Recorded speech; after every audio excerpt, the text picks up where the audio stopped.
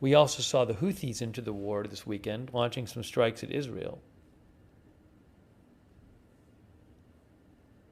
This is interesting. A senior geoeconomics analyst who Reuters talked to, named Madison Cartwright, said, Iran's control of the Strait of Hormuz, along with their capacity to disrupt global energy and food markets, and sustained missile and drone capabilities, give it little incentive to concede, pressuring the U.S. to escalate.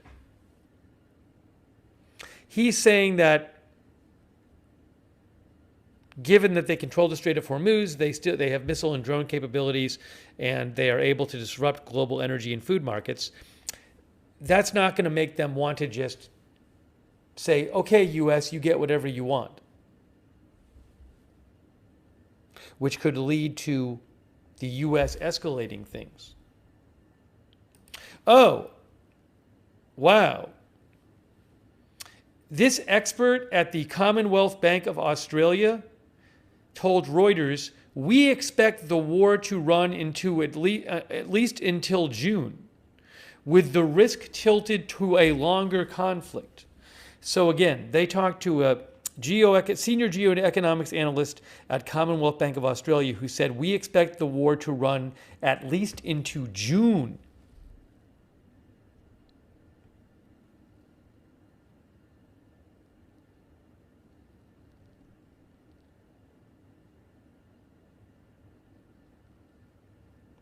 Reuters says the clampdown on the Strait of Hormuz has sent prices for oil, gas, fertilizer, plastic, and aluminum surging, along with fuel for planes and shipping. Prices for food, pharmaceuticals, and petrochemical products are all set to rise. This is bad news for Asia, as much of the region is heavily dependent on energy from the Middle East. Japan's Nikkei index shed another 4.7%, bringing losses for March to almost 14%. That's Asian stocks today, guys. Hang on, I got to pull something up here.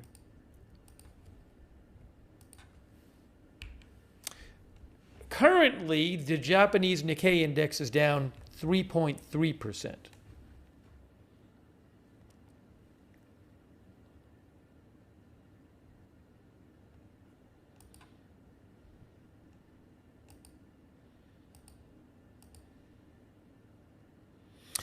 Brent crude rose to over $115 a barrel, bringing its gains for the month to 60%, and topping the jump that followed Iraq's invasion of Kuwait in 1990. U.S. crude climbed to around $102. I think right now it's in the 101s, but I'm not sure, marking a monthly rise of 53%, says Reuters.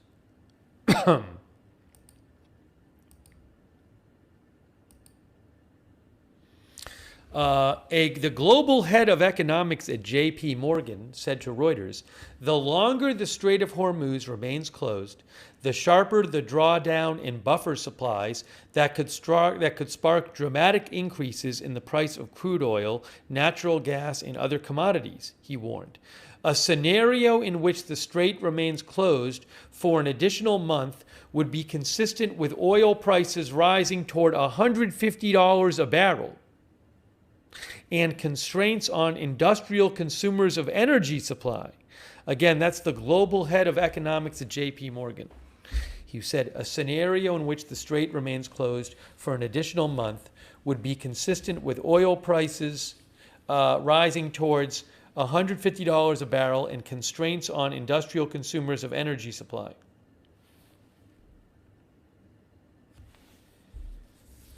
Reuters says the inflationary threat has led investors to revise up the outlook for interest rates almost everywhere.